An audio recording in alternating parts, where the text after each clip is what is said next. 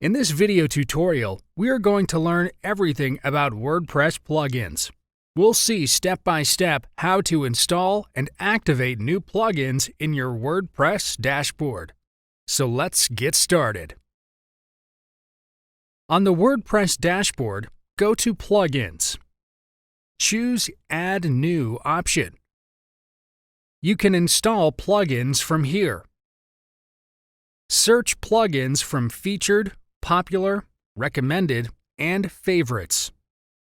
Or you can search it directly from this search box. Let's search something for Contact Form. Here we can see all the relatable plugins. We are going to select the top one.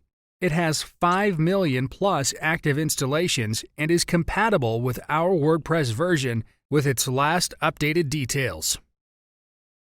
So click on this Install Now button. It's installed.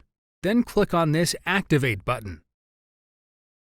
You can see all your installed plugins here. You can come here directly from this Installed Plugins option.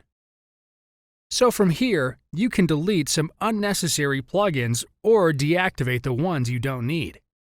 You can also activate it again from here only. After activation, the plugin is added here on the dashboard. So that's pretty much everything with the WordPress plugins.